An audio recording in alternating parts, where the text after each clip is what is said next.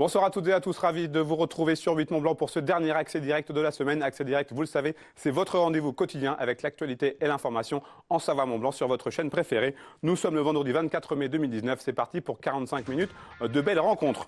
Au programme ce soir, nous parlerons de la situation dans les EHPAD avec le témoignage d'un directeur d'établissement qui tire la sonnette d'alarme quant au manque de personnel. Je recevrai ensuite Guillaume Dehevels, professeur de cinéma, et Mina Chesneau, une élève du jury du César des lycéens.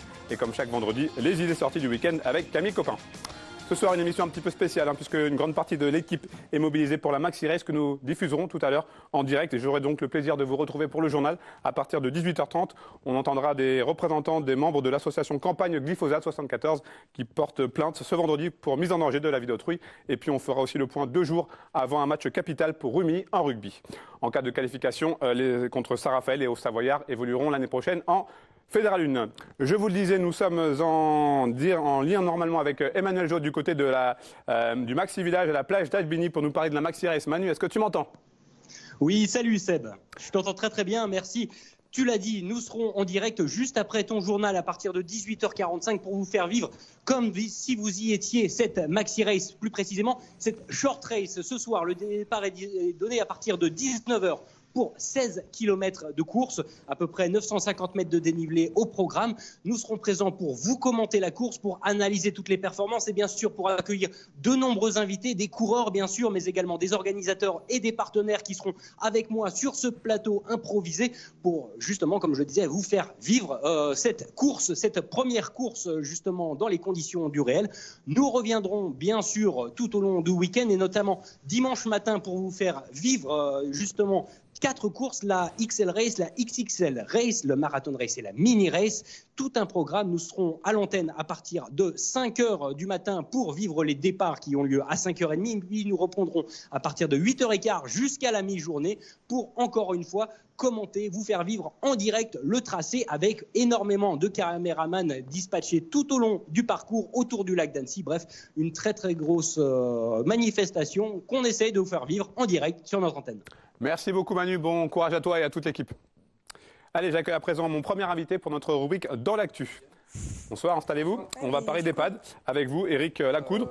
Vous êtes donc directeur de l'EHPAD Le Bosquet de la Mandala à Sillingy. On rappelle, EHPAD, pour ceux qui ne savent pas, établissement d'hébergement pour les personnes âgées dépendantes. On sait d'après de nombreux témoignages que les conditions de vie et d'accueil sont très compliquées dans ce type d'établissement. Mais ce soir, on va parler plus précisément du personnel pour qui la situation est de plus en plus inquiétante. C'est ça, exactement. Alors c'est une problématique nationale. Ce qui est important peut-être pour les personnes qui nous regardent, c'est de comprendre très rapidement pourquoi on en est arrivé à cette situation. D'abord, au niveau du financement des EHPAD, il faut savoir que les familles, la partie qu'elles payent, qui est quand même assez onéreuse, puisqu'on est sur de l'ordre d'à peu près 2 000 € par mois, c'est la partie correspondante à l'hôtellerie et la restauration. Donc les familles payent hôtellerie et restauration, et puis l'État, le département paye la partie dépendance, et puis l'État finance la partie soins. Ce qui veut dire très concrètement que les salaires des soignants dans les EHPAD est financé par l'État. Voilà. Et puis donc, depuis une quinzaine d'années, nécessairement, enfin pas nécessairement, mais les résidents, la dépendance des résidents évolue dans les établissements. Et depuis à peu près 15-20 ans, ça évolue de manière importante. Et les dotations de l'État pour ces établissements n'ont pas augmenté proportionnellement. Donc petit à petit, il y a eu une disparité entre les besoins et les attentes. Et puis forcément, à un moment donné, vous voyez, il manque de personnel, le personnel n'est pas assez nombreux, on a beaucoup plus de mal. Et petit à petit, ça fait une espèce de spirale qui fait qu'aujourd'hui, la situation en France, on la connaît bien, elle passe maintenant dans l'actualité. Et c'est très compliqué de recruter. Est-ce qu'on peut parler aujourd'hui d'état d'urgence? On peut parler, en tout cas sur la Haute-Savoie, d'état d'urgence. Très fort. Voilà, parce qu'effectivement, en France, sur le territoire national, c'est compliqué. En Haute-Savoie, on a la problématique que connaissent les autres sociétés en termes de transfert sur la Suisse, en termes de vie chère, etc. Et là, nous, sur la Haute-Savoie, en tout cas, dans ce secteur en général, pour les établissements et pour le domicile, il faut rappeler, effectivement, pour moi en tout cas, il s'agit d'un état d'urgence parce qu'on voit la situation se dégrader au fur et à mesure du temps et on ne voit pas de raison particulière pour que les choses changent, si ce n'est un projet de loi pour 2019, mais les projets de loi sont éloignés. Voilà. Alors, pour qu'on comprenne clairement, chez vous, dans votre établissement, quelle est la proportion entre les résidents et les personnels? Alors, nous, on est à peu près, comme dans la majorité des établissements en France, on a à peu près 60 personnels, tous secteurs confondus, pour 84 résidents. Voilà. On est sur ce ratio-là, avec effectivement, très concrètement, sur un soignant qui rentre dans notre établissement, qui va s'occuper de 6 à 7 personnes résidents, ce qui est déjà plutôt pas mal parce qu'effectivement on est une association et il y a la moyenne en France c'est de 1 pour 10. C'est ça que je pense qu'il faut garder en tête. Un soignant qui rentre dans un établissement aujourd'hui en France, en moyenne, doit s'occuper de 10 résidents. 10 résidents dont la majorité, on va dire au moins la moitié, sont fortement dépendants. Comment la personne aujourd'hui peut donner à manger le petit déjeuner à 10 personnes en même temps, faire la toilette de 10 personnes en même temps, etc. Eh bien, c'est la question qu'effectivement que le gouvernement se pose et j'espère qu'ils vont y répondre. La réponse est simple, il faut plus de moyens pour nos établissements. Justement, ce manque de moyens, il se caractérise de quelle manière au quotidien? Alors, il y a une usure progressive des équipes et puis une fatigue qui s'accumule. Alors, on a des arrêts, on a des manques, on a des difficultés à recruter. Et petit à petit, comme la situation s'est détériorée en Haute-Savoie, on a plus en plus d'établissements qui ne peuvent plus accueillir tout simplement de nouveaux résidents. Ça veut dire que c'est le cas pour l'établissement de Synergie que je dirige. C'est le cas malheureusement sur beaucoup d'EHPAD en Haute-Savoie. Peut-être pas beaucoup, mais en tout cas un certain nombre d'EHPAD en Haute-Savoie. Où effectivement, dans la mesure où on n'est pas sûr d'avoir suffisamment de personnel pour travailler dans les semaines et les mois à venir, on a préféré arrêter l'entrée de nouveaux résidents. Donc un vrai problème pour les familles et pour les personnes âgées qui sont au domicile et qui vont avoir besoin de, peut-être, on ne va pas leur souhaiter, il faut rester au domicile, mais à un moment donné, on peut ne plus avoir d'autres solutions que d'intégrer les EHPAD et il faut quand même des EHPAD en fonctionnement. Donc on est dans une situation très paradoxale où le nombre de personnes âgées et donc le nombre de personnes âgées dépendantes ne cesse d'augmenter. Et puis paradoxalement, la Haute-Savoie, on est obligé, faute de personnel, de réduire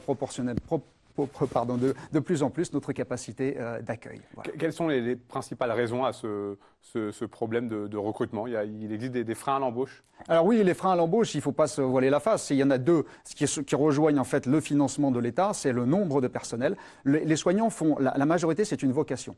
Ils le font par passion et par, en général, la majorité des soignants ont un cœur énorme. Donc ils le font par le sens. Mais au final, comme les conditions de travail sont détériorées, ce qu'ils me disent au quotidien, c'est on finit la journée aujourd'hui, comme on n'est pas assez nombreux et qu'on doit faire tout dans l'urgence, on a le sentiment de ne plus faire bien notre travail. On ne comprend plus pourquoi on a fait ce travail qui, à l'origine, c'était pour s'occuper de nos aînés et avec un métier qui ait du sens. Et aujourd'hui, ils sont en perte de sens. Voilà.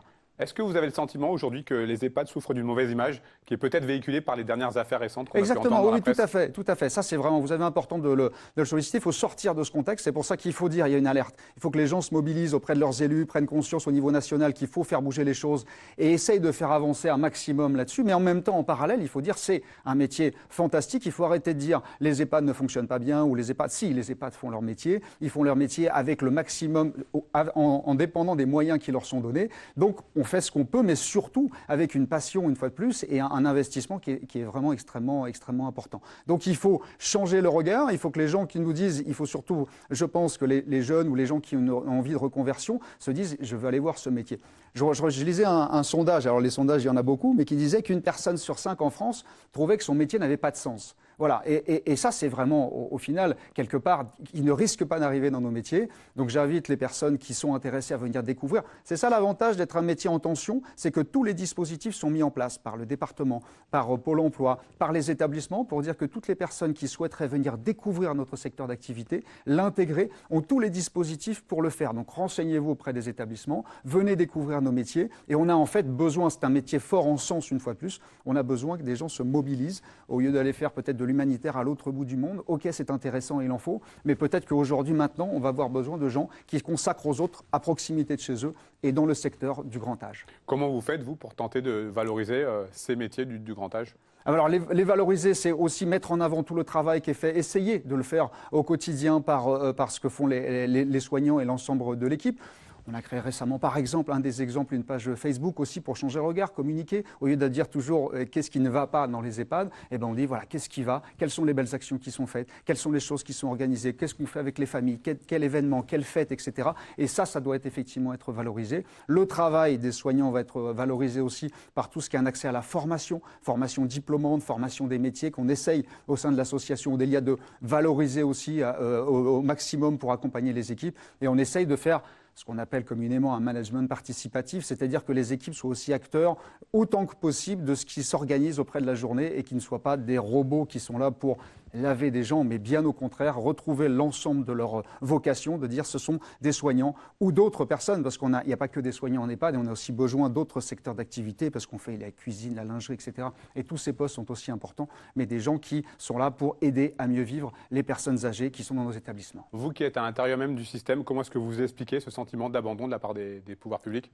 C'est vraiment la détérioration progressive, hein, c'est ce que j'expliquais en début d'entretien. Donc je suis aussi correspondant de l'ADEPA, une association de directeurs d'établissements, et on suit ça de près. Mais comme au fur et à mesure les conditions se sont dégradées, je pense que personne n'a réalisé. Ça fait un petit moment qu'on alerte, mais bon an mal an, les équipes continuent à fonctionner. Les Français, il faut dire aussi les choses, ne s'intéressent pas forcément et nécessairement au secteur des personnes âgées. Il y a plein d'autres secteurs intéressants. On s'y intéresse quand on a quelqu'un des proches qui doit rentrer ou qui est soumis à la dépendance.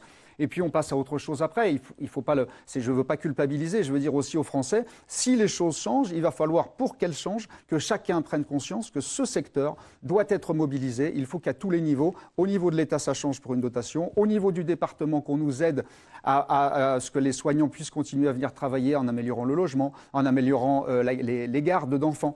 Typiquement, on a des soignants qui sont là, et à un moment donné, ils viennent jeunes mamans, et sont passionnés par leur métier. Et puis à un moment donné, ils disent oui, mais moi je commence tôt le matin ou je finis tard le soir et on n'a pas la garde des enfants adaptée. Et ces personnes nous disent il faut que j'arrête, il faut que je change de métier. Donc tout ça, il y a aussi un travail à faire au niveau du département et localement pour développer tout ça. Et puis après, effectivement, avec les partenariats avec les maires pour nous aider. Mais l'idée, c'est vraiment une lente détérioration de toute l'image et qui va effectivement avec. Comme il n'y a pas assez de moyens, les gens font ce qu'ils peuvent. Les familles ne sont pas forcément satisfaites tout le temps du résultat. Ils ont le sentiment de payer cher. Ils disent, je paye 2 000 € par mois et au final, je n'ai pas ce que j'attends de 2 000 € par mois. Et au final, il y a une espèce d'incompréhension. Justement, très rapidement pour terminer, par rapport à ces tarifs, donc vous manquez clairement, et pourtant, vous manquez de moyens, et pourtant les tarifs restent assez élevés. Oui. On se souvient que Martine Berthet, sénatrice de Savoie, avait interpellé Agnès Buzyn, la ministre de la Santé, à ce sujet. Oui, alors en fait, je reprends ce que j'ai dit au début, c'est important. Reprenez l'exemple de l'EHPAD de Sillingy, on est à peu près sur 2 000 € par mois pour financer un EHPAD, surtout la partie hôtellerie-restauration. Vous diminuez ça, vous réduisez ça en nombre de journées, ça fait à peu près 70 € par jour. 70 € par jour pour faire fonctionner l'établissement d'un secteur hôtelier, petit déjeuner, dîner, etc., animation, etc., blanchisserie. Et vous vous rendez compte que nulle part en Haute-Savoie, on peut faire ce genre de choses. Donc c'est important, c'est pour ça que les gens doivent se rendre compte que ça, c'est dédié à ce financement-là, que ça peut changer quand vous allez à l'hôpital. Vous ne payez pas vos soins, vous ne payez pas la nourriture, tout ça c'est pris en charge et qu'à un moment donné, quelque part, on a décidé que quand on allait en EHPAD, les familles ou les résidents payaient cette partie-là. Ça peut changer, ça fait partie aussi des projets de loi qui sont là, mais il faut bien comprendre que ça c'est l'hébergement et derrière, il y a l'État qui verse des choses et cet argent pour financer les soignants, on en a besoin et c'est surtout ça qui doit augmenter et évidemment, pourquoi pas, faire réduire le reste à charge des familles. Lisez bien, il y a beaucoup de documentations qui sont sorties récemment. Il y a un rapport de la concertation Grand Âge et Autonomie qui est sorti et qui a été remis à la ministre de la Santé. Désolé, on doit D'accord, ça marche, excusez-moi. Merci beaucoup en tout cas pour ce message. Bon courage pour la suite. On espère que ça arrivera à se décanter, à s'améliorer en tout cas la situation. Merci à vous et merci à tous ceux qui travaillent dans ce secteur d'être présents tous les jours. Merci bien. Merci. Bon courage. Merci. Allez, on passe à notre deuxième rubrique, la rubrique culture, et on va parler cinéma. Ce soir avec Guillaume Dehevel, c'est Mina Chesneau. Guillaume, vous êtes professeur de cinéma au lycée Louis Armand de Chambéry. Bonsoir. Mina, je me permets de te tutoyer. Tu es donc élève en cinéma. Vous êtes donc professeur, je disais. Plusieurs de vos élèves, dont Mina, ont fait partie du jury des Césars des lycéens. Comment ont-ils eu cette opportunité ? Le César des lycéens, en fait, c'est un dispositif national. Ils ont postulé en janvier et ont été sélectionnés sur 36 lycées de lycées français en France et dans le monde. Mina, qu'est-ce que ça a pu représenter pour toi et pour ta classe, cette opportunité de participer à un tel jury ? Je pense que c'était vraiment intéressant d'avoir l'opportunité de voir en salle des films que je pense que la plupart n'auraient pas forcément regardé au cinéma. Parce que soit on a loupé les dates de sortie, soit on n'a pas forcément tous les moyens. Et je pense que c'était vraiment intéressant d'avoir l'opportunité pendant une semaine de voir autant de films et de pouvoir en parler après en classe, de discuter, parce qu'on n'avait pas du tout tous les mêmes avis sur tous les films de la sélection. Du coup, c'était vraiment intéressant. Comment tu as vécu, toi, personnellement, cette expérience ? Du coup, j'avais déjà vu à peu près les 3/4 des films quand ils étaient sortis en salle. Du coup, je suis allée voir avec le dispositif ceux que je n'avais pas encore vus. Et la partie que j'ai vraiment préférée, c'était les débats en classe qui ont été vraiment intéressants parce que oui, voilà, on avait vraiment tous des avis complètement différents sur les films qui étaient présentés. Du coup, c'était vraiment intéressant. Et toute la partie où on a travaillé sur la critique du film avec Claire Diao, c'était vraiment intéressant. Guillaume, qu'est-ce que ça peut leur apporter à ces élèves pour la suite de leur cursus, une participation à un jury comme celui-ci ? Ça leur permet d'exercer leur regard sur des films Découvrir le film du patrimoine français, des films variés, d'esthétiques différentes, d'échanger, d'exercer leur esprit critique, d'argumenter, d'être capable aussi d'entendre un avis contraire. Donc ça participe de la formation des citoyens et puis aussi ça enrichit leur culture cinématographique. Alors cette année, le César du lycéen a été décerné au film Jusqu'à la guerre de Xavier Legrand, réalisateur que vous avez pu rencontrer, vous les élèves. Même question que tout à l'heure, qu'est-ce que tu gardes de ces échanges? Bah, du coup, c'était pas moi spécialement. Du coup, c'était deux autres élèves qui étaient délégués et qui sont allés à Paris à la remise. Le 13 mars. Le 13 ouais. mars. Et bah, du coup, je ne vais pas parler en leur nom, mais je pense que ça a été vraiment intéressant pour elles aussi. Ça a été un moment vraiment intéressant parce que les élèves donc, ont pu entendre Xavier Legrand dans le Grand Amphi de la Sorbonne. Donc c'est quand même un moment assez solennel. Un endroit solennel aussi. En présence d'Alain Terzian et du ministre de l'Éducation nationale. Et ensuite, avoir un échange durant une demi-heure avec Xavier Legrand qui a vraiment eu plaisir à rencontrer des jeunes des lycées donc, de France et d'outre-mer pour échanger avec eux sur son film, la fabrique de son tournage et ce sujet qui est grave, hein, puisque une femme meurt sous les coups de son conjoint tous les 3 jours. C'est un film très dur. Vous, en tant que lycéen, comment est-ce que vous l'avez trouvé, ce film, toi et tes camarades de classe, sur un sujet, on l'a dit, très, très grave? Bah, c'est un film qui a un peu fait l'unanimité dans la classe. Quand je l'ai vu, bah, j'étais un peu en apnée et je pense que ça a été pareil un peu pour tous ceux qui ont voté pour ce film pendant les votes. Après, personnellement, j'ai préféré un autre film de la sélection, La douleur, d'Emmanuel Finkiel. Mais les deux ont leurs points positifs et leurs défauts, mais Jusqu'à la garde, c'est vraiment mérité le César qu'il a reçu. C'est vrai qu'il avait des qualités, le film d'Emmanuel Finkiel, avec son travail sur la profondeur de champ, le flou qui est assumé, et puis la question de la mémoire, de l'attente, et puis donc de l'absence. Jusqu'à la garde a remporté 4 Césars cette année, dont celui du meilleur film et de la meilleure actrice pour Léa Drucker. Et j'aurais donné le prix d'interprétation masculine à Denis Ménochet. Effectivement, qui est assez excellent. Remarquable. J'ai vu ce film, j'ai eu un sentiment assez étrange. Je me souviens en sortant, à aucun moment, quasiment du film, je n'ai esquissé le moins de sourire. On sait que c'est un film très dur. Comment on peut expliquer qu'il ait pu plaire à un jeune public? Selon vous, déjà, en tant que... Selon moi, c'est la justesse, en fait, l'importance du propos et la justesse de la mise en scène. À aucun moment, le film ne tombe dans des facilités, dans des clichés, dans du voyeurisme ou dans du pathos facile. Il commence avec un plan séquence de 18 minutes, je crois, donc c'est très osé. En télé, on dirait que c'est un tunnel, c'est impossible à faire en télé. Et là, on commence par ce huis clos entre le mari et la femme et leurs avocats pour décider de la garde des enfants. Le fait que le réalisateur tienne ce plan durant si longtemps montre la qualité déjà du film. Et je crois que les élèves ont été sensibles à ce film qui prend vraiment... moi, la première fois que je l'ai vu, c'était l'été dernier, et j'en suis sorti complètement essoré. Mais c'est le mot, c'est le terme. Oui, vraiment. Alors c'est incroyable, c'est décidément une année incroyable pour vous, puisque vous avez, avec tes camarades, eu la possibilité de participer au Festival de Cannes.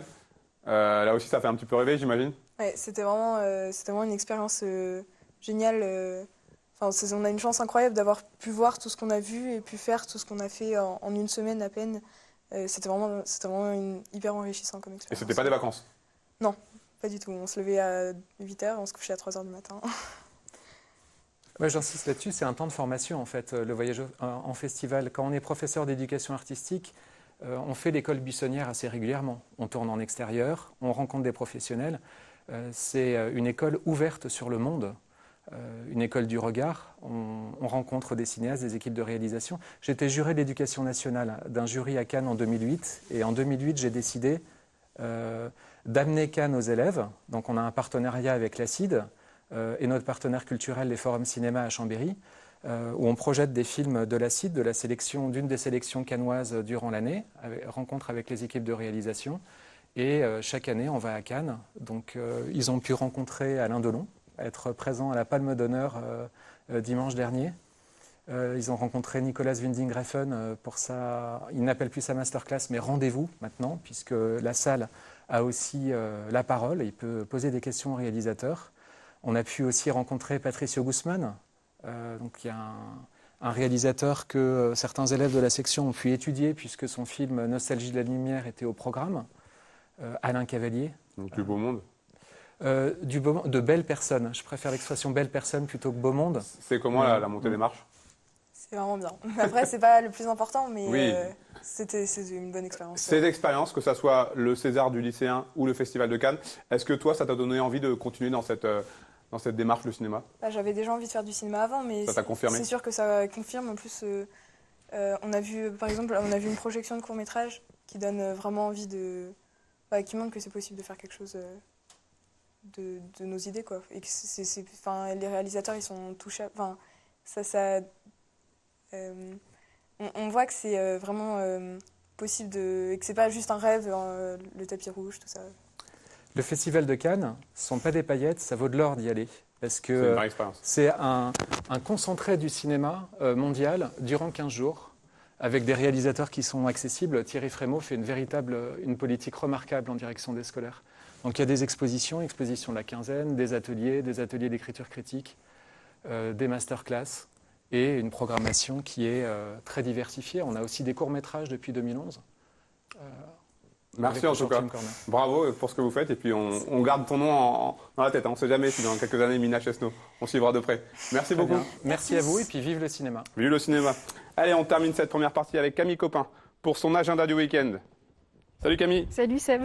Alors, tu as 6 minutes pour À peu près. nous raconter tout ce qu'il faut faire ce week-end. On va commencer notamment avec quelque chose du côté de Chambéry. Oui, c'est ça, un événement qui est réservé aux associations, mais voilà, on est nombreux à être bénévoles dans des associations, donc je me suis dit que ça pourrait intéresser un peu tout le monde. À Chambéry, à la Maison des Associations, il y a les cafés associatifs, donc ce sont des rendez-vous informels et conviviaux autour d'un petit déjeuner partagé, l'occasion d'échanger entre les associations sur différents thèmes d'actualité. La prochaine, c'est donc demain, samedi 25, de 9h30 à 11h30, et le thème abordé, c'est la communication visuelle. Je pense que c'est un thème important, étant donné que voilà, on est dans une société très tournée vers l'image, etc. Et parfois, on passe à côté de jolies choses tout simplement parce que le visuel n'a pas été assez impactant. Donc voilà, en tout cas, c'est assez intéressant. Si vous êtes une association et que vous voulez y participer, c'est gratuit. Il faut juste s'inscrire auprès de la Maison des Associations et il y a souvent ce genre d'événements assez régulièrement. Donc ça se passe sur chambéry.fr et pour info, il y aura 2 formations gratuites les 11 et 18 juin entre 18h30 et 20h30 pour apprendre justement à créer des visuels avec un logiciel gratuit qui s'appelle GIMP. On va fêter la nature ce week-end. Oui, jusqu'à dimanche, c'est la fête de la nature partout en France. Prendre soin de sa planète, donc ce n'est pas qu'un week-end, on est bien d'accord. Mais voilà, c'est l'occasion d'apprendre un petit peu plus de choses autour de nous. Il y a 5000 animations organisées au niveau national, donc il y en a forcément près de chez vous. Des balades, des randonnées, des séances d'observation et des inventaires. J'ai noté pour ma part 3 coups de cœur en Savoie. À Valoir, dans la nuit de samedi à dimanche, vous pouvez dormir à la belle étoile, observer les étoiles et les planètes, grimper aux arbres, construire des barrages. À Saint-Alban-de-Montbel, vous pouvez faire un prélèvement de plancton et les observer au microscope de 10h à 12h. Et à Corbel, vous pourrez découvrir la malacologie. Est-ce que tu sais ce que c'est, Ah non, Seb ? là tu me poses une colle. Alors en fait, c'est collecter et observer de près les différentes espèces d'escargots. D'accord. Voilà, et apprendre leur rôle dans les écosystèmes. Donc en tout cas, il y a plein d'activités à faire. Ça se passe sur le site fêtedelanature.com pour en savoir plus. Vous pouvez rentrer le nom de votre ville et vous avez toutes les activités autour de chez vous. Du beau monde annoncé du côté de ce week-end, du côté de Talloires. Oui, c'est déjà la 9e édition de la fête du livre de Talloires. Il y a 21 auteurs qui seront présents cette année, dont Amélie Nothomb, Serge Joncourt, Cali ou encore François Hollande. Des dédicaces, des conférences, des rencontres avec le public, des cafés littéraires en plein air. Donc voilà, vous pourrez rencontrer vos auteurs préférés, échanger un petit peu avec eux. C'est un événement qui est gratuit et vous retrouverez plus d'informations sur leur page Facebook Fête du livre de Une Talloires. activité pour les fans d'Harry Potter. Oui, une transition toute trouvée. C'est le premier bouquin que j'ai lu quand j'avais 9 ans. Donc voilà, ça fera plaisir aux plus grands fans d'Harry Potter puisqu'un jeu géant dans l'univers de la sorcellerie sera organisé ce dimanche à Annecy. Le but, c'est de participer en autant d'équipes que de maisons, donc 4, tous ensemble à la résolution de divers défis et mystères qui s'imposeront à vous. Vous devrez trouver un maximum d'indices pour faire gagner donc des points à votre maison. À noter que le vif d'or sera caché quelque part et vous permettra d'apporter 300 points supplémentaires à votre équipe. Et en plus, vous pourrez repartir avec. Donc je te propose, il y a un petit teaser, je te propose de le regarder, Seb.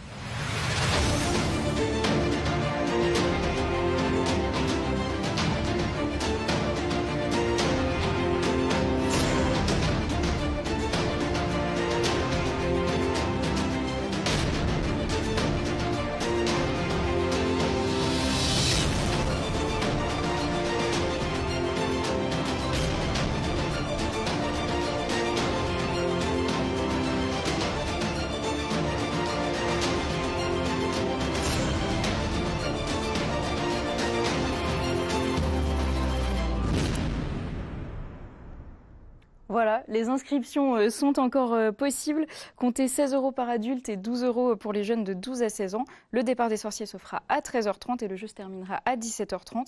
Et pour plus d'informations et pour les inscriptions, c'est sur le site 221banimation.com. Direction les Aravis. Oui, un événement qui aura lieu ce jeudi 30 mai. Je prends un petit peu d'avance, ce sera le jeudi de l'Ascension.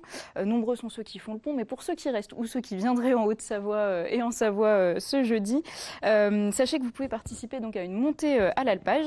À Manigot, par exemple, avec une montée de 8 km, ainsi qu'à Serraval, à la Clusaz avec 6 km ou à Entremont avec 16 km. Vous pouvez suivre donc les troupeaux et ainsi les accompagner jusqu'en haut, jusqu'à l'alpage. Comptez entre 2h et 4h30 de marche selon les distances et le retour se fait en navette. Ce sera 10 € par adulte, 6 € pour les enfants de 6 à 12 ans. Je trouve que c'est une belle expérience à faire en famille. Et puis ce dimanche, ce sera jour d'élection européenne, mais aussi le jour des mamans. Voilà, on n'oublie pas sa petite maman. C'est la fête des mères ce dimanche. Encore plus que les autres jours, on essaye de passer un bon moment avec elles, puisque les mamans, ça n'aime pas forcément les cadeaux, mais ça veut surtout passer du temps avec ses enfants. Donc voilà, bonne fête à toutes les mamans et bonne fête à ma petite maman à moi. Amen aussi. Merci beaucoup Camille. Salut Seb. On se retrouve la semaine prochaine. Lundi dans Accès Direct, nous reviendrons évidemment sur les élections européennes avec 2 politologues en plateau. Je recevrai aussi le président de Croix de Savoie Football Féminin en Billy, Serge Garcia. On se retrouve donc dans quelques minutes pour le journal de la rédaction. Au programme, l'association Campagne Glyphosate 74 qui porte plainte et le Rugby Club Savoie-Rumi qui se prépare pour un match décisif. A tout de suite.